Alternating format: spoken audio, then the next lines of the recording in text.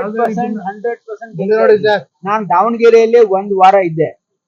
100% ದಾವಣಗೆರೆ ಬೇಕು. ತಲೆದಂಡ ಏನು ಇಲ್ಲ, ಯಾವ ತಲೆದಂಡನೂ ಮಾಡಿಲ್ಲ. ನಜೀರ್ ಅಹಮದ್ ಅವರು ಸೀನಿಯರ್ ಕಾಂಗ್ರೆಸ್ ಲೀಡರ್ ಸರ್, ಅವ್ರಿಗೆ ಹೇಳ್ದೇನೆ ಅವ್ರನ್ನ ವಜಾ ಮಾಡಿರುವಂತದ್ದು ಹೇಗೆ ಇಲ್ಲ, ಅದ್ರ ಬಗ್ಗೆ ಮಾಹಿತಿ ಇಲ್ಲ. ಇದು ಹೈಯೆಸ್ಟ್ ಲೆವೆಲ್ ಅಲ್ಲಿ ಆಗಿರ್ತಕ್ಕಂತ ಒಂದು ನಿರ್ಧಾರ.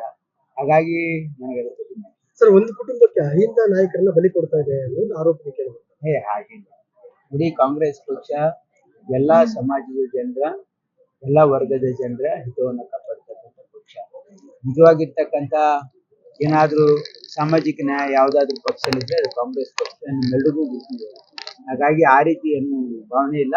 ಅಲ್ಲಿ ಟಿಕೆಟ್ ಕೊಡ್ತಕ್ಕಂಥ ಸಂದರ್ಭದಲ್ಲಿ ಅಲ್ಪಸಂಖ್ಯಾತರ ನಾಯಕರು ಕೂಡ ಕೇಳಿದ್ರು, ಕೇಳೋದೇನು ತಪ್ಪಿಲ್ಲ.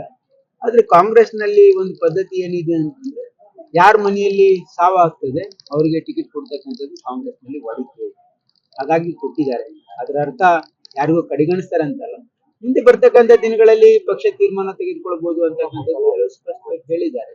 ಹಾಗಾಗಿ ಇದರಲ್ಲಿ ಗೊಂದಲ ಸೃಷ್ಟಿ ಆಗ್ತಕ್ಕಂಥ ಅವಶ್ಯಕತೆ ಇಲ್ಲ ಅಂತ ನನ್ನ ಭಾವನೆ. ನಾನು ನೋಡಿದೆ, ಜಜ್ಮೆಂಟ್ ಆಗಿದೆ. ಹಾಗಾಗಿ ಅದ್ರ ಬಗ್ಗೆ ನನಗೆ ನಿರಾಸೆ ಆಗಿದೆ ಅಂತ ಅಂದ್ಬಿಟ್ಟು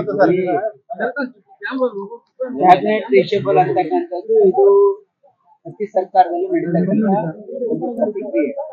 ಇದು ಮಾನ್ಯ ಮುಖ್ಯಮಂತ್ರಿಗಳು ಮತ್ತೆ ಪಕ್ಷದ ಹೈಕಮಾಂಡ್ ಇದ್ರ ಬಗ್ಗೆ ತೀರ್ಮಾನ ಮಾಡ್ತಾರೆ. ಅವ್ರು ಏನ್ ತೀರ್ಮಾನ ಮಾಡ್ತಾರೆ ಎಲ್ರು ಒಪ್ಕೊಳ್ತಾರೆ. ಹಾಗಾಗಿ ಏನೂ ಇದಕ್ಕೆ ಹೆಚ್ಚಿನ ಅರ್ಥ ಕೂಡ ಅವಶ್ಯಕತೆ. ಕೆಲವು ಶಾಸಕರು ಹೇಳ್ತಾರೆ ಸರ್, ಅಂದ್ರೆ ಇವಾಗಿರುವಂತಹ ಸಚಿವರು ಇದ್ದಾರೆ, ತೃಪ್ತಿದಾಯಕವಾಗಿ ಕೆಲಸ ಮಾಡ್ತಾ ಇಲ್ಲ, ಅವ್ರನ್ನ ರಿಸೆಪ್ಟ್ ಮಾಡಿ ನಮಗೆ ಅವಕಾಶ ಕೊಡಿ ಅಂತ ಕಡೆ ಬಹಿರಂಗವಾಗಿ ಹೇಳ್ತಾರೆ.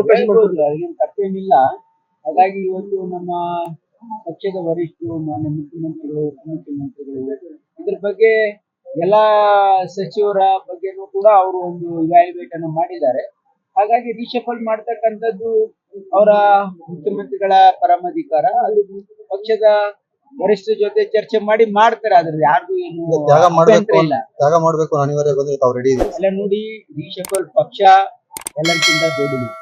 ಪಕ್ಷ ಏನ್ ತೀರ್ಮಾನ ಮಾಡ್ತದೆ, ಪಕ್ಷದ ಜೊತೆ ನಾವ್ ಯಾವಾಗ ಲೇಟೆಸ್ಟ್ ಹಾಗೂ ಇಂಟ್ರೆಸ್ಟಿಂಗ್ ಸುದ್ದಿಗಳಿಗಾಗಿ ಬಾಸ್ ಟಿವಿ ಕನ್ನಡ ಚಾನೆಲ್ನ ಸಬ್ಸ್ಕ್ರೈಬ್ ಮಾಡಿ.